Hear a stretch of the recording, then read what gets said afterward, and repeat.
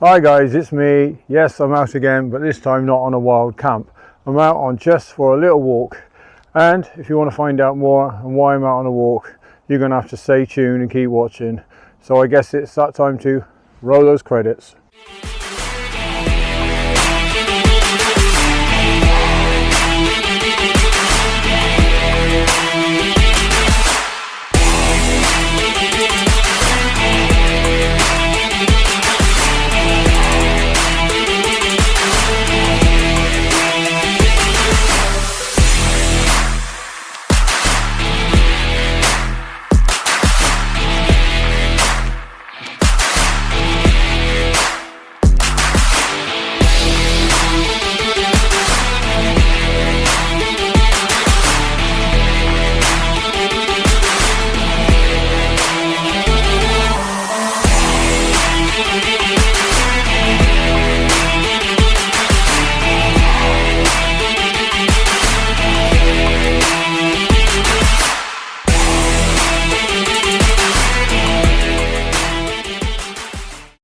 Right, I'm out for a walk today and I'm testing out a little dead cat mic cover. What a new one. Don't know if you can see it. It's in there. It's different colour, different texture, and about 3 times more in cost compared with the other ones. So I'm hoping the sound quality on this one is going to be better in the wind, because it is a bit of a breezy day, because I was quite disappointed on the quality of the sound in my last video, if you've watched it. And yeah, I was a bit disappointed in the few errors I made by not having the shotgun mic facing the right way when I was just showing you certain bits and pieces. Major cock up. You live and learn, don't you? But it's experience of things like that, you realise not to make those mistakes again, especially when the quality of the sound was so bad. So I will apologise for that if you've watched that video, but I am now just going to go for a walk and have a little chat about little bits and pieces in general, and I'll show you all around me while I'm standing here. At the moment I'm near a big house called Corsham Court, and I'll show you it in a minute. It's basically not far away from where I live, and occasionally you might even hear the peacocks. And right over there is that big estate house that I just said about. It is huge. I don't know how old it is, but I know they have around 26 peacocks in there, which you can hear on a day-to-day basis as they wander around the town, making all the noise they make, and you can sometimes hear them from my house. And my house is about 3/4 of a mile from here, I think, but you can hear them calling out. But that's Methuen House or Methuen Manor. One of the things I would like to ask you guys is that, have any of you, whoever watching this at the moment, ever been contacted by anyone via email about your channel? A few days ago I received an email from a MD by Plod Mohammed, and basically he was talking about my channel, saying that the content's good, etc, etc and all that, but it needed work on the SEO and some updates, and would I like his help? Now, I'm not gullible, so I didn't bother replying to that, because you guaranteed as soon as you reply, he's either got my IP address, or the next thing is he's going to want my bank details or me to send him some money.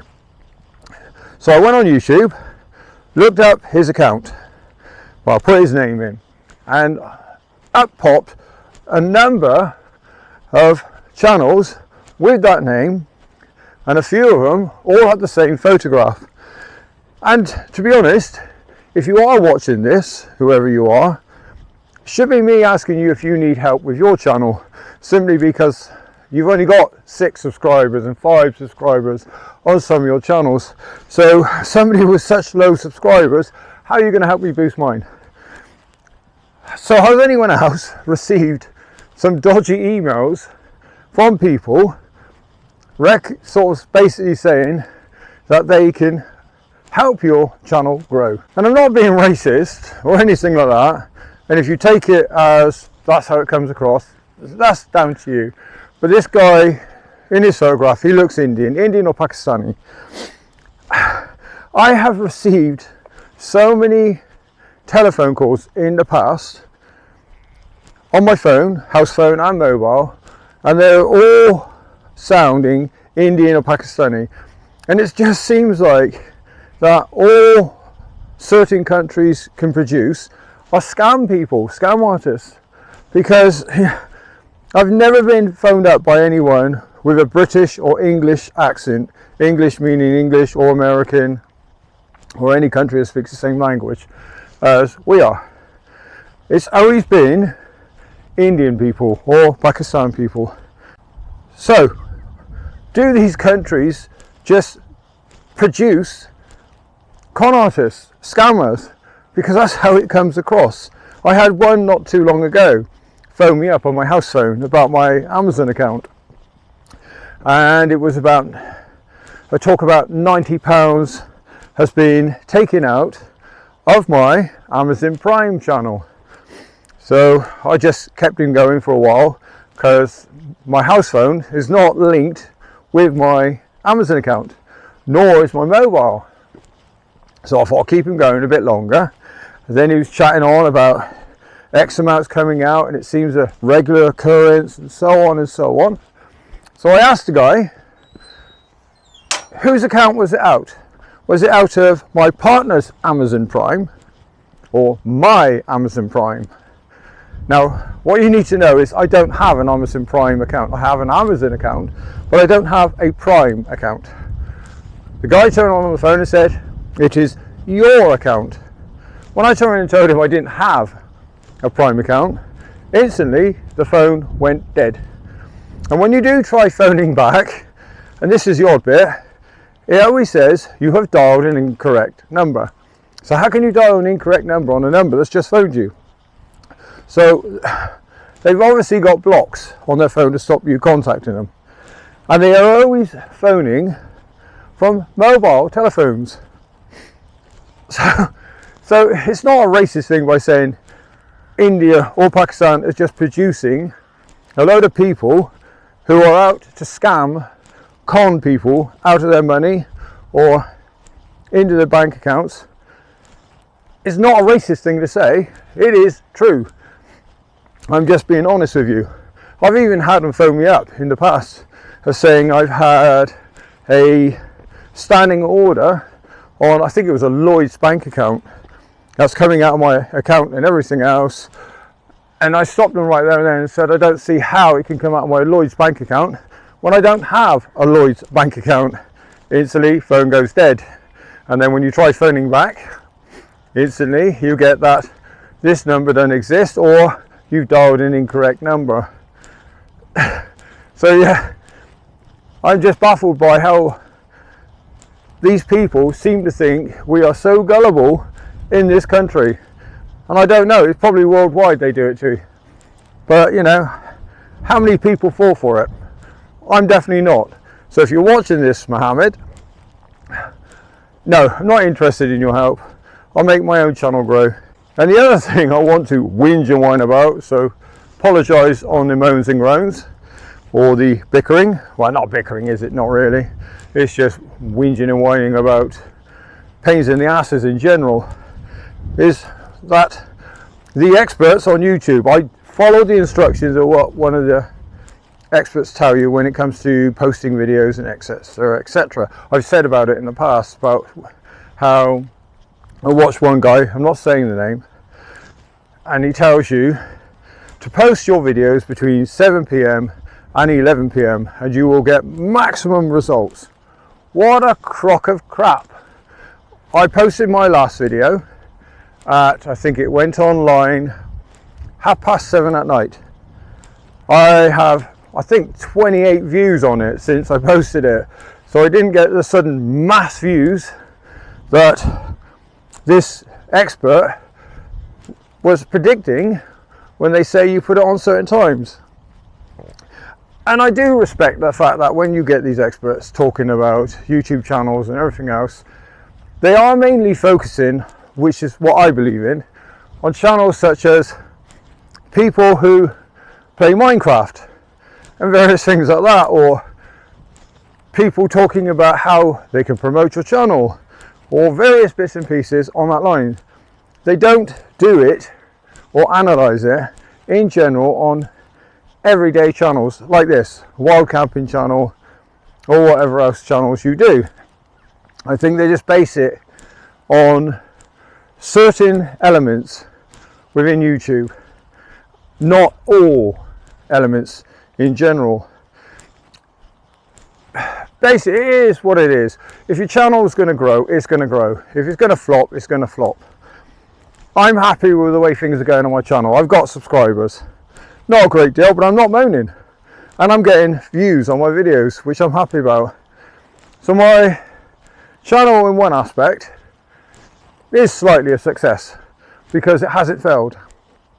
Now, to the fact that why I'm only doing a walk and a chat on the camera to you guys. I was going out on a camp, but I had a really hectic week at work. It's given me a real bad back. I've got one of those Velcro sort of braces on with all the straps and that lot to stop my back from hurting, and my calf muscle is hurting like a sod. So I didn't fancy whacking a backpack on in hiking out across wherever I was going to go. So I decided, what the hell, I'm just going to go for a walk, have a chat to you guys, and I'm going to check out a little bit of a wooded area, not too far from that big manor down there, and wondering if I can do a sort of stealth camp in there at some point. It's not a very thick, dense wood, and you get plenty of dog walkers around here all the time, and because of the sheep all around this field, the farmer's always around. So it's going to be a tricky one whether I'm going to get caught doing it when I get around to doing it, and it shouldn't be too long. It will not be next week, which is the beginning of next month, because my son's coming over from Germany. Sorry, didn't get the word out. Getting a bit out of breath here. So I'm going to see him over the weekend, as he's over here for 5 days. And I've also lumbered him with my red tent. Yes, I've got rid of it. I said he can have it. He wants to do bits of camping in Germany. He hasn't got a tent. He wants to get all into it. So I've filled a spare backpack I've got, that I've never used. It's brand new. It's only a Euro hike one, with bits and pieces that I won't use. And when he gets over, he can take his pick, or he can take the whole lot back to Germany if he wants it. So yep, that red tent now is going to Germany. Fingers crossed, because I will not use the damn thing again. It's a good tent, don't get me wrong, I like it. It's just too low down. The design of it's no good for what I want, and it's too red. Seriously, it's too bright. You can't hide it, even with a top, unless you put the top right over the damn thing, and well, you might as well just sew the top into it and make it camouflage. But yeah, that's going to Germany. And on my next camp, whether it is going to be in these woods here, let me spin round, you can just see them, I hope. Well, if I do the camp here, I don't know if I'm going to bring my new bits and pieces out with me. I spoke to you guys, if you've watched my previous video, about the little firebox that I've purchased online. I made a mistake. It's not titanium, it's stainless steel, but it came, and it's quite a good quality one. It's not one of these, it's all in bits and pieces and you've got to put it together and everything else. It unfolds, you drop the grill cage, the inner bottom part of the grill cage, stuff your little tray underneath to catch the embers, and that's it. It's all set up within seconds. And then you have your little rack to stick on the top if you want to do your cooking or whatever you want to do with it. So I will be bringing that out on my next camp or the next bigger camp. Not sure if I'll be able to get away with it if I use it in these woods here, because they're not actually that deep, and I do want to not get caught. But I will be bringing that out if I can successfully use it here. The only issue I had with the bloody thing, hang on, opening the gate, was the fact that it was covered in that blue film. Picking that off was a nightmare. It took bloody ages. I also purchased one of those little fire sticks to go with it, and I've got a saw coming, one of these foldable bow saws. It's designed for camping, backpacking, hiking, so I'm going to be taking that out, and I will be able to have a nice little open fire without having to build a fire on the ground. I'd rather do that than light a fire and leave scorch marks here and there. So basically that will be coming out with me on my next trip out. And while I was talking to you, I just noticed this stone with all the little wear holes in it. That's quite unusual. I've walked over here a few times in the past and I've never ever noticed it, and that's the first time I've seen it. You've got a few rain marks here and one hole right through there. Never noticed that all the times I've gone through here. It's one of these things you just walk by and just oblivious to what's going on around you. Also made some little round disc fire lighter sort of thing. I had a bit of an experiment. I've seen them on other people's channels where they've made them, and they won't tell you how they've made them, but they are easy. Basically, you just take a cotton wool disc, type you use for removing makeup. Online it will tell you, because there is one person that tells you how to do it, and he tells you to do a 50-50 paraffin wax and a flammable liquid. But what I did, so I'm just going for a gate a minute. What I did is I soaked it in the liquid I use for a Trangia burner. I haven't used it yet. That will be coming out on my next camp. I'm going to use my Trangia burner. Well, it's not a Trangia, it's a copy, but it's just the same. But back to what I was saying. I've got one of those discs, soaked it so the fluid goes all into the cotton wool, and then melted wax and quickly dipped it into it and built the wax up around it. So the liquid is sealed inside. I left them for, I think it's 48 hours just to see if it all dried out, and just left the wax. But it didn't. They work quite successfully. The burn on them lasts for about 4 minutes, I think, and it's quite a big flame. So I'm quite pleased on what a success that making these little firelighter things were. Yes, I know you can buy firelighter like blocks. I've got some anyway, but it's not the point. It's not the point. I made them, and it's more enjoyable to make something than rather than just go to the shop and buy the thing. I've also got some of those little wood shaving scrunchy ball things that you can use for barbecues. And yes, I know you can make feather sticks. Same thing really, which I will give a go.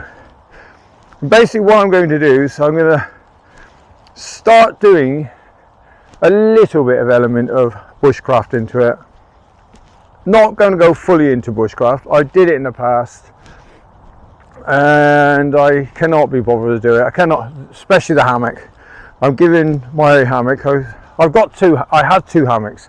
I had one that cocooned around you, and I had I still have a scout hammock, which was my daughter's when she was into doing wild camping, when she was much younger. But it's been sat around doing nothing in a plastic box for around about 12 years, 13 years, not getting used. So I've asked my son if he wants it, because he has done hammock camping, I believe, but his partner wants to do it. So this Scout one would be ideal for her. So that, hopefully that will be going back to Germany and get some use out of it. But I won't be doing that, not hammock camping. I did think about rebuying a proper hammock, the ones that you got the mosquito net around it and even the tarp built in. But I don't think I'll get a comfy night's sleep. I'm getting old and my back is playing up. I've done so much damage to my body over the years, doing bits and pieces. And I think now it's a case of paying the price and just having to put up with it. So I'm just going to stick with camping in tents. That's it, nothing more. Well, I've wandered along this field and I have not yet found a way into this wood. It's all got stock fencing all the way around it, which I don't fancy climbing over it, with barbed wire over the top. So I think it's going to be a bit of a bugger to get into because I haven't found a gateway yet, and I don't really want to climb over a fence. One, because of if I damage a fence, then the farmer can have me prosecuted for criminal damage. And one of the things you don't want to do is damage people's land and their property when you are wild camping, because like I said, it is their land, you are trespassing. So I want to be able to get in through a gate or a fence that's already broken. And I haven't seen an area that's not badly overgrown. There's a lot of brambles in there, what I can see so far. There are a few flat areas, but it's just trying to get in there. Plus they are too exposed to being seen, because as you can see, all around me is all open space, and you get lots of dog walkers here. As you can see, one in the background there, I think you can see them. But yeah, it's a case of trying to find a spot in this wood when I decide to go in it, to be able to go in there and do a little bit of a self camp. And that might be a bit of a challenge, but I'm up for a challenge. Well, I think we all are if we're doing wild camping. Right, I'm going to wander around the other side, see if there's a gateway there. There's loads and loads of area that looks suitable from the fence, but it's not going to be ideal, not for camping, not to be very discreetly hid away. So I'm going to go around the other side and have a little recce around there to see if there's a gateway, and if there is a gateway, go for a little wander around in the woods to see if I can find a good spot. Did any of you also watch my video, the latest one? What do you think, apart from the bad sound? Not received any comments, so I don't know if that's a good thing or a bad thing. But you are allowed to add comments if you want. You know, let me know what you think about my videos. I don't know if you don't put any comments on. So I would love to hear from you. So feel free to do it. You know, I won't be offended if you turn and say, no, I didn't like the video that much. Not a great deal of content. Not very interesting. And give me some advice. Any advice is good advice, as long as it's positive.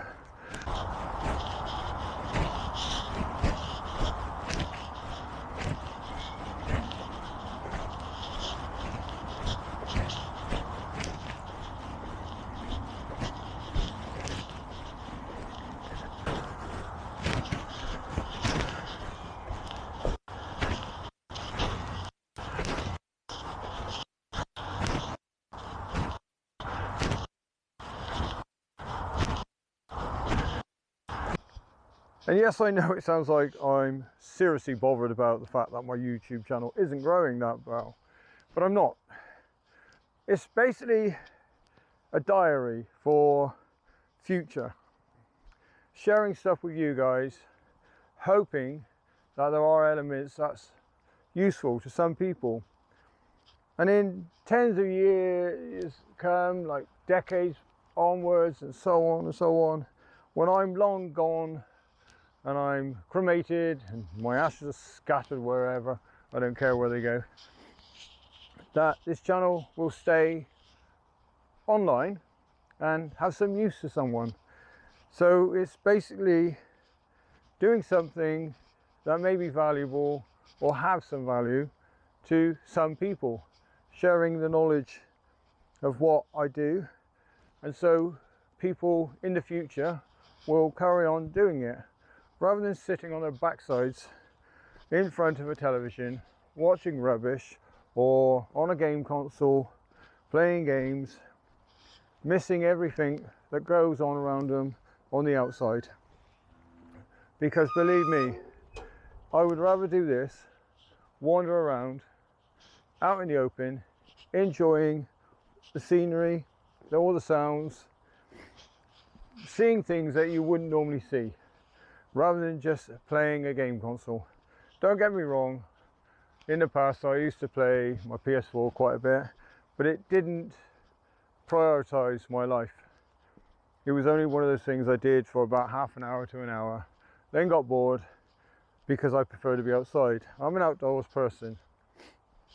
I do like doing stuff like this, hence the reason I got back into wild camping. And this is what my channel's about, hoping that I can basically encourage some of you guys who just sit there and watch these videos, and others like it from other people, but don't do anything about it. And hoping that maybe, just maybe, you guys will get up and decide, that's what I want to have a go at. This is why I do, or what I'm doing at present. It's nothing to do about getting tons and tons of subscriptions, nothing about monetization, or I don't give a monkeys about that. You know, I'm not interested in getting free stuff off people, earning the alleged tens of thousands of dollars per month. I'm just doing what I do, and I'm sharing with you what I'm doing. That is it. That's all it's about. I think the only reason I point out about how low my subscribers are is just the fact that when you got subscribers, to me, it just means these people are interested in what you're doing, which is what it's about. Getting the interest of people like you and encouraging people to get out and do what I'm doing. So I'm just going through this little swing gate. Always make sure you close gates behind you guys. If you're out in the country like this, close the gates. You know, I'll tell you a little story about why you should close gates. Well, I'm not sure whether somebody just opened the gate, didn't close it by mistake, or it was deliberate. I grew up with a sort of farming background. My dad was a herdsman, and I can remember, I think I was about 15, maybe 16. He had a phone call and he had to rush off to the farm, a small farm near Bradford-on-Avon, where he was a herdsman to, simply because people had reports of cows in their back garden in Bradford-on-Avon. The gate had been left open, whether it was just by somebody by mistake, and the cows had decided they was going to go for a walk around Bradford-on-Avon. So it was a sort of a case of go for a roundup and get the cows in. Luckily I didn't have to do it. My dad did, and whoever else he went out with. But yeah, I can never forget the fact that there was a phone call of somebody stating that they had a cow in their back garden looking through their French doors at them. So that's why I say close the gates when you go through them. Do not leave them open. And like I said, when climbing over a gate, climb over on the hinge part of the gate, not the middle or not the latch part. You will bend the gate. And I know they look quite sturdy, especially the metal ones, but over time they will bend, and the farmer will not be happy with you, because they're not very cheap to buy one of those great big gates. So use a hinge to climb over a gate if you're out in the countryside. There you go, some useful information. Well, you can take it as useful. It's up to you guys. Now look at that for a view around me. Out in the open, all you can see is trees all around the edge of me. No one around, just me, a load of sheep, and peace and quiet, which is how I like it.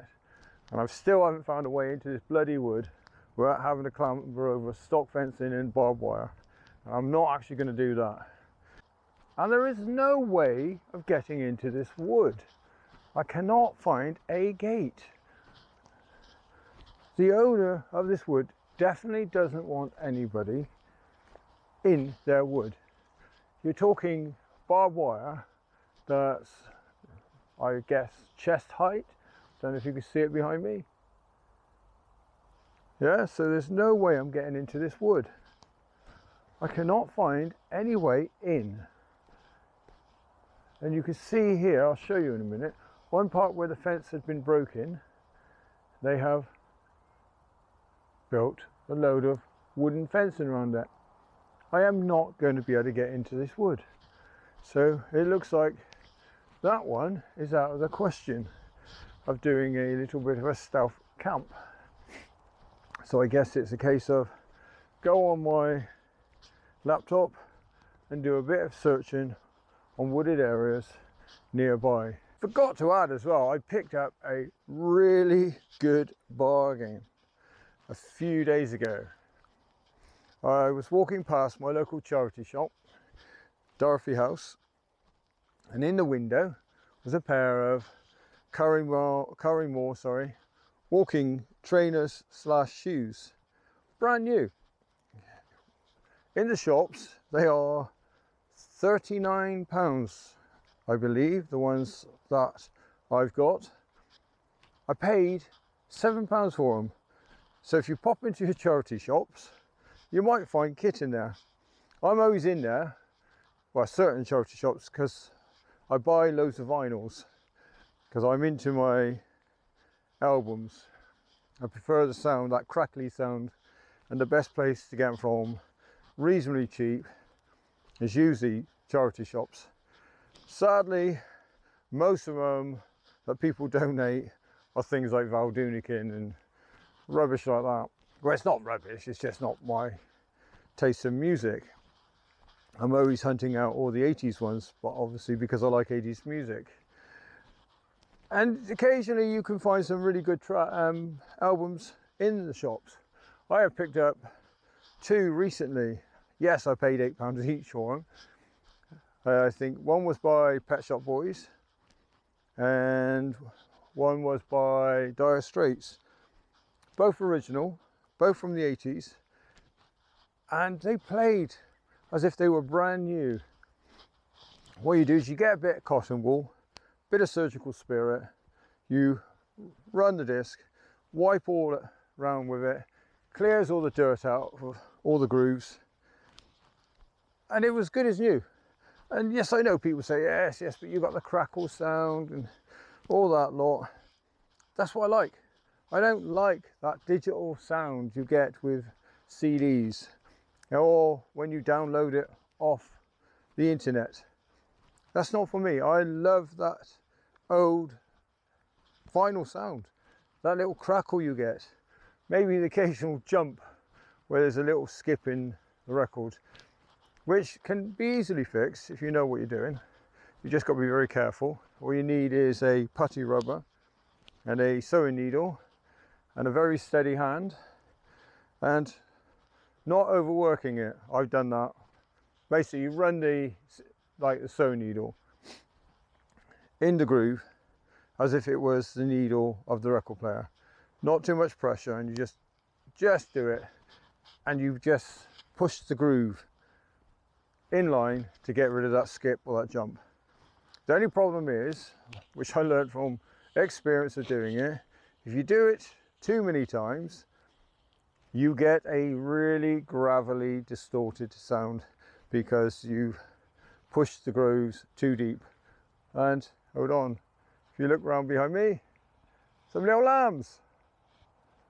And I've got one staring right at me at the moment, wondering what the hell I'm doing with a camera in my hand, talking to myself.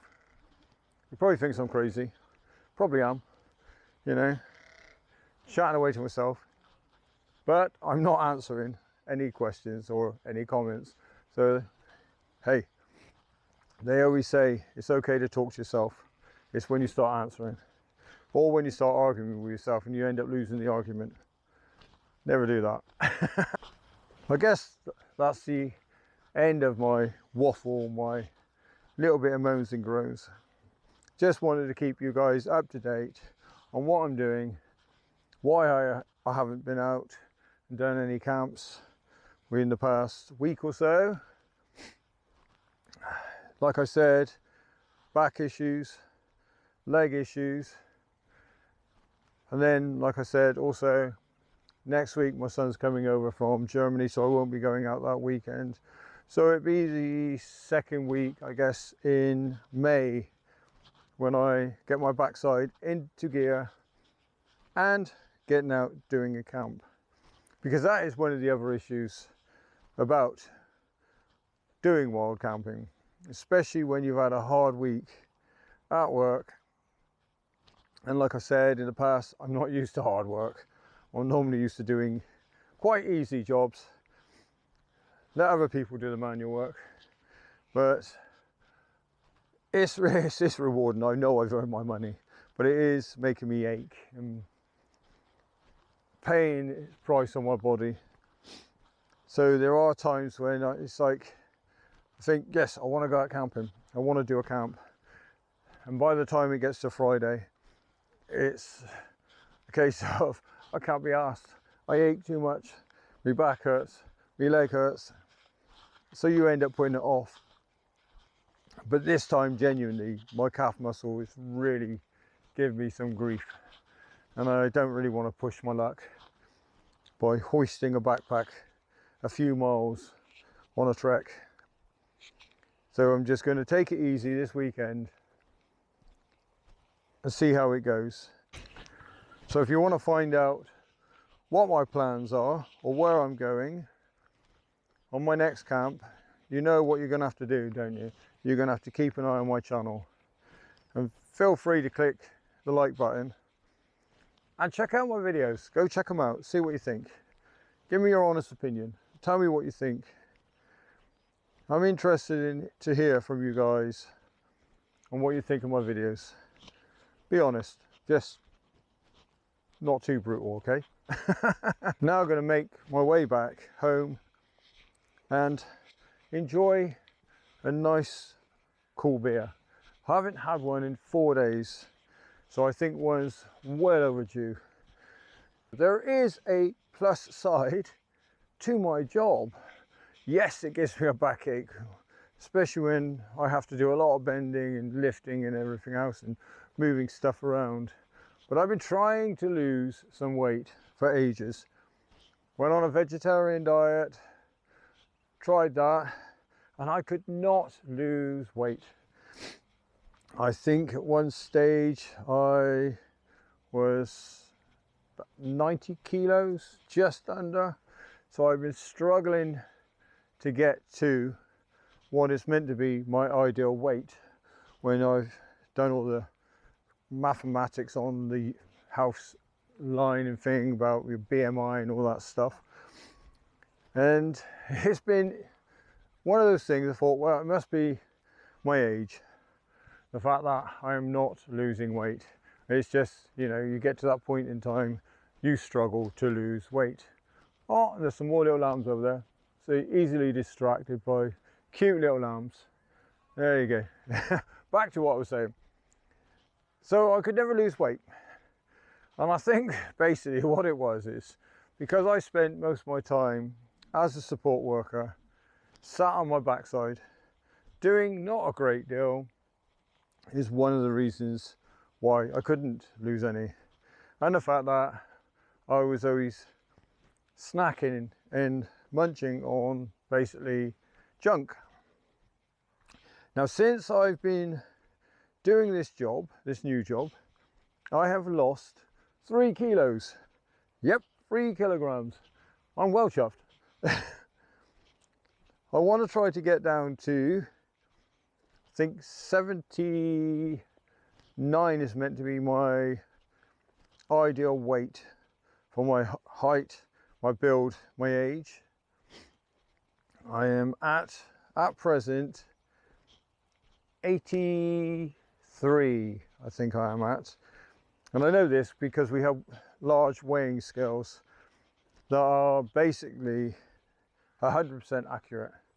They have to be checked and everything else. So we all take turns at standing on it, seeing what our weight is. So I found out that way that I've lost 3 kilograms. So I'm quite happy to keep doing the job I'm doing, because I will be down to the weight I want to be at in no time at all. So yeah, there you go. There's a plus side in working to such a level that you end up totally knackered by the end of the week. Guess that's it for now then. You don't want to hear me waffling on anymore. You've heard enough of me. So I hope you've stuck with this video so far and you've watched right up to here. If you have, feel free to hit that subscribe button. Also, go ahead, click that subscribe, that like button as well, if you enjoyed this video. Check out all my other videos if you want, like I said.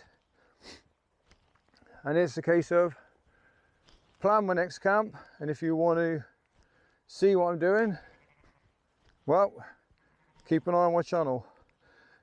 Thank you so much so far for watching this video, and bye for now then. Guess it's play the end credits.